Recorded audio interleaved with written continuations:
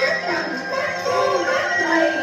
mái trường náo nức hân hoan, cung đàn tiếng hát rộn ràng niềm vui. Thầy cô vui vẻ nhẹ hiền,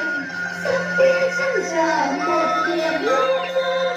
cung đỏ chí về